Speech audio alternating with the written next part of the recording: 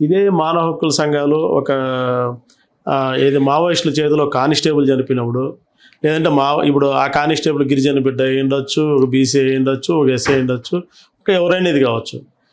ఒకవైపే మానవ హక్కులు అంటున్నారు, ఇంకోవైపు ఏమో ఇక్కడ చనిపోయినప్పుడేమో మానవ హక్కులు అనట్లేదు. ఇది పక్షపాతం చూపించడం కదా. అంటే పక్షపాతము అనేది ఎక్కడొస్తుందంటే, వాళ్ళేమో సాయుధ పోరాటమే మా కార్యక్రమం అని చెప్తున్నారు.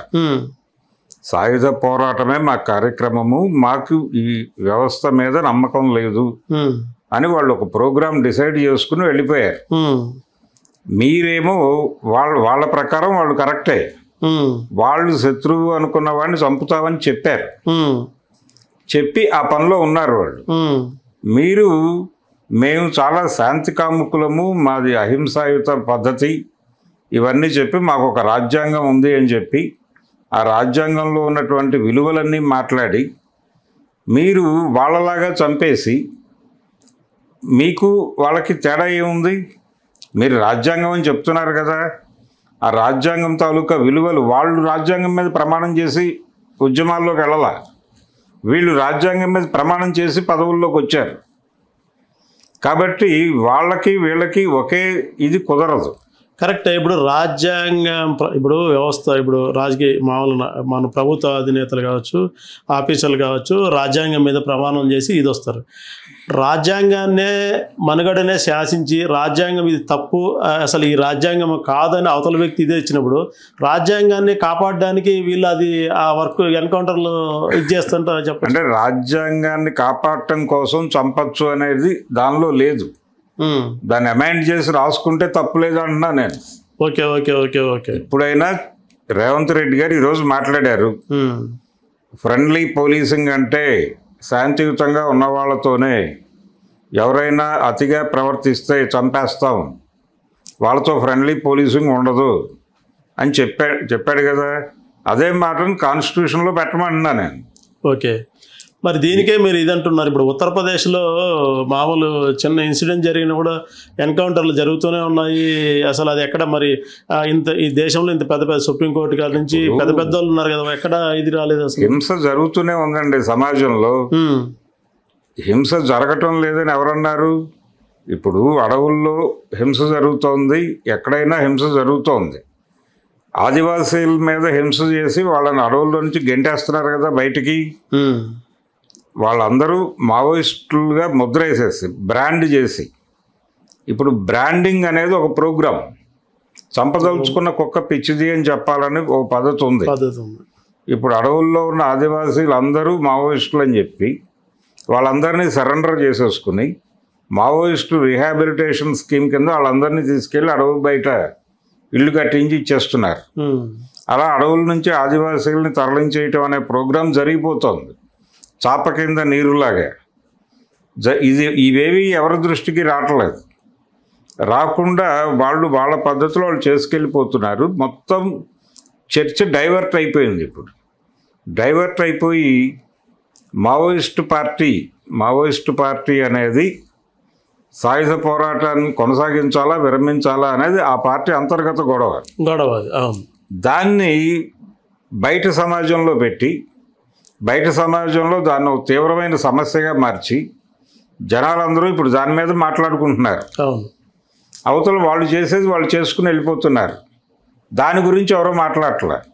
వీళ్ళు ఆయుధం ఇచ్చేస్తారా, ఆయుధం పట్టుకుని ఉంటారా అనేది పక్కన పెట్టి అసలు అడవుల్లో జరుగుతోంది ఏమిటి, ప్రభుత్వం చేస్తున్న దానిలో తప్పుందా లేదు, తప్పు లేదా అనే దాని మీద ఎవరో మాట్లాడట్లేదు. ఇప్పుడు కగార్ ఆపరేషన్ కరెక్టే అనే అభిప్రాయం చెప్పి ఎందుకు కరెక్టో జస్టిఫై చేయాలి కదా. ఆ జస్టిఫికేషన్ ప్రోగ్రామ్ ఎవడో చేయట్లా. అలా ప్రతిదీ కాన్స్టిట్యూషన్తో ముడిపడి ఉన్నటువంటి ఏ అంశం మీద రాజ్యాంగాన్ని వాళ్ళు పట్టించుకోరు. లొంగిపోయిన నక్సలైట్లకు రాజ్యాంగం ఇచ్చాడు ఆయన తుపాకీ తీసుకుని, ఫడ్నవీస్ గారు. మల్లోజులో వేణుగోపాల్ లొంగిపోతే ఆ తుపాకీ తీసుకుని కాన్స్టిట్యూషన్ ఇచ్చాడు. ఏం చేయాలి అతను? మీరేమో కాన్స్టిట్యూషన్ అమలు చేయరు. మీరు అమలు చేయని కాన్స్టిట్యూషను, మీకు అక్కర్లేని కాన్స్టిట్యూషన్ ఆయనకి చేయిస్తారు ఆయనతో. కరెక్ట్. కాబట్టి ఒక గందరగోళం ఉంది దేశంలో. కరెక్ట్. ఆ గందరగోళం నుంచి ఒక క్లారిటీ ఉండాలి, మీరు చంపదలుచుకుంటే చంపడం మా విధానం అని ప్రకటించండి. దాన్ని కాన్స్టిట్యూషన్లో పెట్టండి, తప్పేం లేదు. మనం 100 సార్లు సవరించుకున్నాం. అదేదో యమగోళ సినిమాలో డైలాగ్ ఉంటుంది, మీరు ధర్మశాస్త్రాన్ని అమెండ్ చేస్తారా చేయరా అని అడుగుతాడు యముడిని ఎన్టీ రామారావు గారు. లేదు ధర్మశాస్త్రాన్ని అలా అమెండ్ చేయడం కుదరదు అంటాడు ఆయన. ఇదెక్కడ అధర్మశాస్త్రం అయ్యా బాబు, మేము రాజ్యాంగం రాసుకుని ఇంకా 30 ఏళ్ళు కాలేదు, ఇప్పటికి 42 సార్లు సవరించామంటాడు. ఇప్పటికి ఇంకా అనేక సార్లు సవరించాం. కాబట్టి ఇంకొక సవరణలో ఎవరైనా పెద్ద స్థాయి నేరం చేసి కొంచెం యారగెంట్గా బిహేవ్ చేస్తే ఇన్స్టెంట్ జస్టిస్ అనే పేరుతో చంపేయటం తప్పు కాదు అని ఒక అమెండ్మెంట్ చేయండి, తప్పేం లేదు దానిలో. చేసి మీరు చట్టసభలో ఎలాగూ బలం ఉంది కాబట్టి అక్కడ ఆమోదం పొందేస్తే జనాలందరూ కాన్స్టిట్యూషన్ ప్రకారం చంపేస్తున్నారు అని అనుకుంటారు. ఓకే, అలా లేదు అంటే కనుక ప్రతిసారి ఘర్షణ పడాల్సి వస్తుంది. కాబట్టి యోగి చేస్తోంది కూడా అదే. యోగి కూడా తన ప్రభుత్వాన్ని విమర్శించినా, తన పద్ధతులకు వ్యతిరేకంగా వ్యవహరించినా, ఎవరైనా సమాజంలో ఇబ్బందికరంగా కనిపించినా వాళ్ళని ఎన్కౌంటర్ చేయటం అనేది ఓ ప్రోగ్రామ్గా నడిపేస్తున్నాడు ఆయన. వారి ఆదేశాల మేరకు పోలీసు వారు ఆ కార్యక్రమం నిర్విఘ్నంగా నడుపుతున్నారు అక్కడ. ఆ నడుపుతున్న క్రమం తప్పని నేను అనటం లేదు, కానీ దానికి ఒక చట్టబద్ధత తెచ్చుకుని చేసుకోండి. ఎవరినైనా చంపేయండి, ఏం కాదు. అట్లా కదా, ఎవరినైనా చంపిన వాళ్ళు కూడా ఎవరిని. ఇప్పుడు ఒకప్పుడు ఉత్తరప్రదేశ్ అంటే దేశవ్యాప్తంగా రౌడీ రాజ్యం అని మొత్తం అందరూ భయపడేవాళ్ళు. ఇప్పుడు ఈరోజు కరడుగట్టి ఏదైనా నేరం చేస్తే ఖచ్చితంగా చర్యలు ఉంటున్నాయి. ఇదే ప్రభుత్వాలు ప్రజల దగ్గర నుంచి భూములు లాక్కుంటున్నాయి అభివృద్ధి అనే పేరుతో. అభివృద్ధి అంటే ప్రభుత్వాల నిర్వచనం ఏమిటి? పెట్టుబడులు తీసుకురావటం, ఒక ఫ్యాక్టరీ పెట్టించడమే అభివృద్ధి అని చెప్తున్నారు. ఈ పెట్టుబడులు తీసుకుని ఫ్యాక్టరీ పెట్టడానికి వచ్చినోడికి భూమి ఇవ్వాలి వీళ్ళు. ఆ భూమి ఎవరు ఇవ్వాలి? ప్రజల నుంచి లాక్కుంటున్నారు ఆ భూములు. ప్రజలు ఇవ్వమని అడుగుతున్నారు. అడిగి మీరు అభివృద్ధి చెందాలంటే భూములు ఇవ్వండి, భూములు ఇవ్వకపోతే మీరు ఈ దేశ అభివృద్ధిని కోరుకోవడం లేదని మేము అనుకుంటాం అంటున్నారు. అంటే భూమి ఇవ్వటం ద్వారా అతను పొందే అభివృద్ధి ఏమిటి? ఇప్పుడు ఆ రైతు భూమి ఇచ్చిన తర్వాత అతనికి ఉద్యోగం ఇస్తామంటారు. అక్కడ ఏ ఉద్యోగం ఇస్తారు?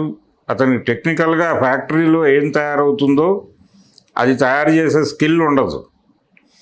ఇక్కడ ఆ గ్రామంలో ఉన్న వాళ్ళందరినీ స్కిల్డ్గా మార్చి అన్ని విభాగాల్లోనూ వాళ్ళని ట్రైనింగ్ ఇచ్చి వాళ్ళతో మాత్రమే ఆ ఫ్యాక్టరీ నడుపుతాము అని ప్రామిస్ చేసి వస్తారా వాళ్ళు? రారు. ముందే ఇక్కడ ఒక ఇన్స్టిట్యూషన్ పెట్టి వీళ్ళందరినీ ట్రైన్ చేసి వీళ్ళకి మాత్రమే ప్రాధాన్యత అని రిజర్వేషన్ ఇచ్చి ఫ్యాక్టరీలు పెడితే ఎవరికి అభ్యంతరం ఉండాల్సిన అవసరం లేదు. కానీ ఆ పని చేయరు. వీళ్ళ పొలం తీసేసుకుని అక్కడ ఫ్యాక్టరీ పెట్టేస్తారు. వీళ్ళేమో వాచ్మెన్లుగా మారుతారు.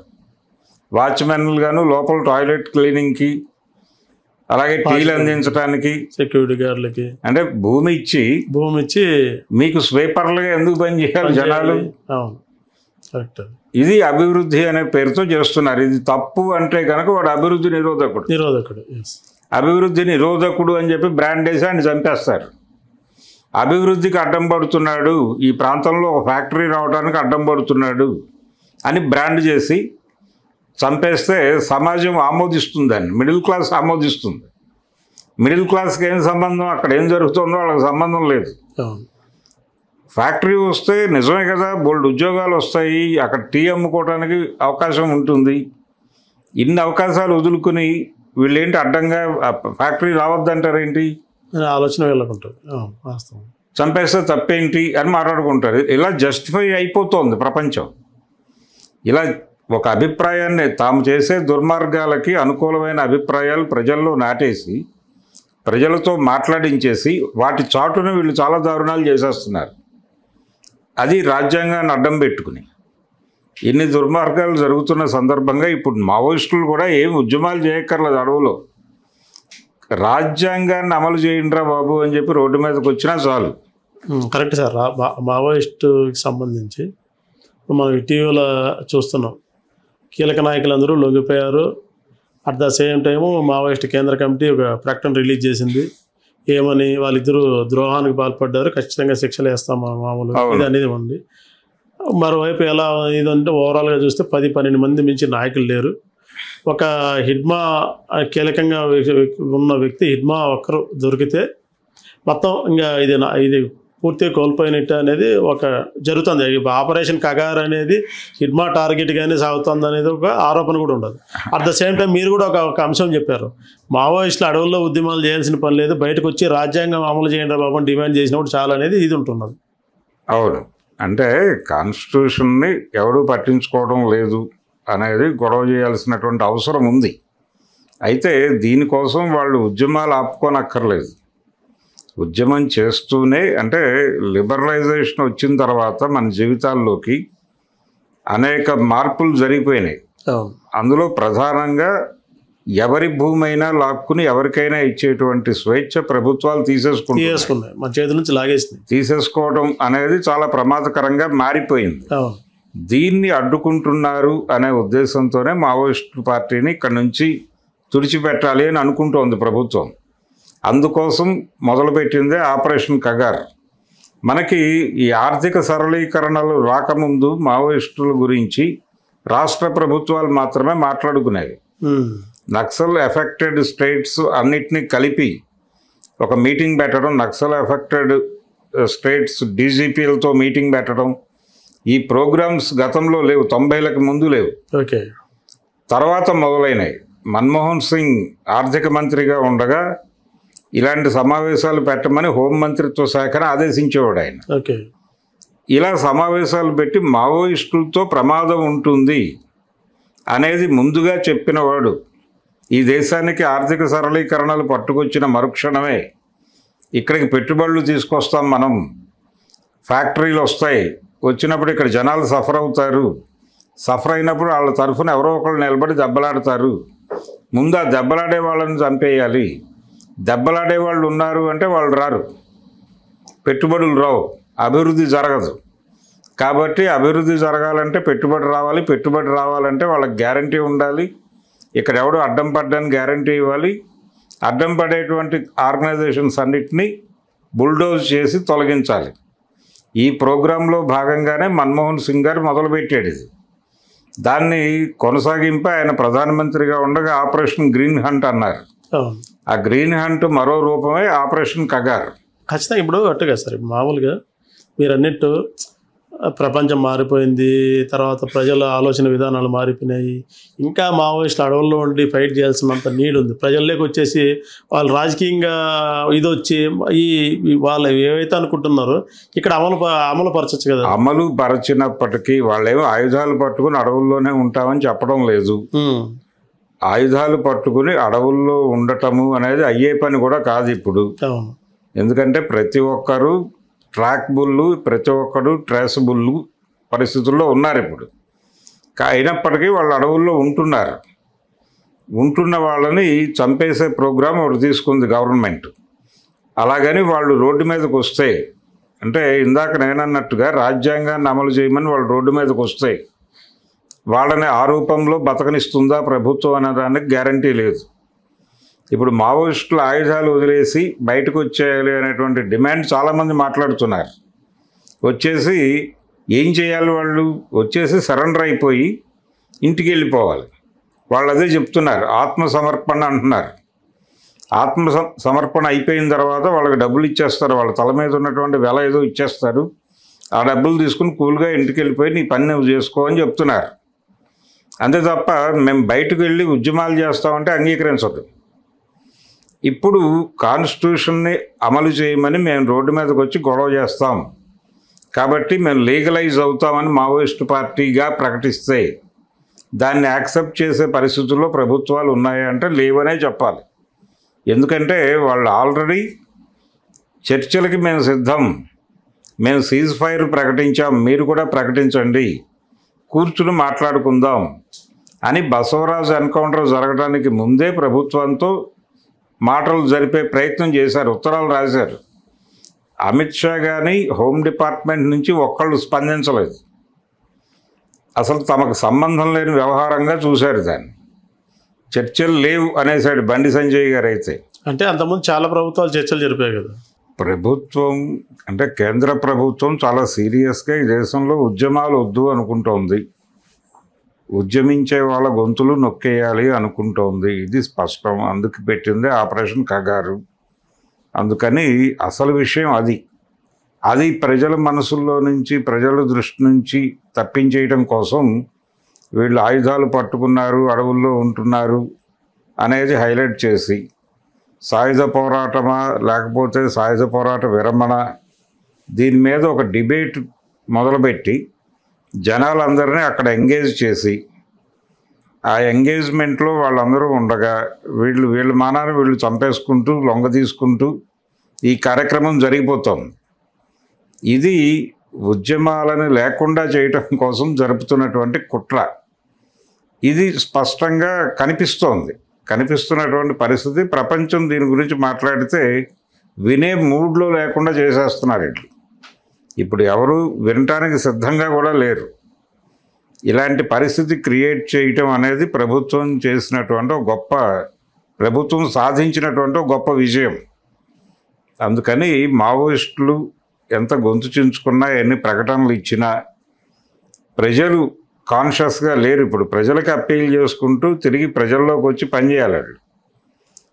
ప్రజలని తమకు అనుకూలంగా మలుచుకోవటానికి యుద్ధం విరమించక్కర్లేదు, కానీ జనంలోకి రావాల్సినటువంటి అవసరం అయితే ఉంది. వచ్చి వీళ్ళని కొంచెం మళ్ళీ బ్రెయిన్ వాష్ చేసి రోడ్డు మీదకు తీసుకురావాల్సిన అవసరం అయితే ఉంది. ఆ కార్యక్రమం ఏమైనా తీసుకోగలిగితే మనగలుగుతారు. లేకపోతే చంపేయటమే ప్రోగ్రామ్గా వాడైతే దూసుకుని వెళ్ళిపోతున్నాడు అమిత్ షా.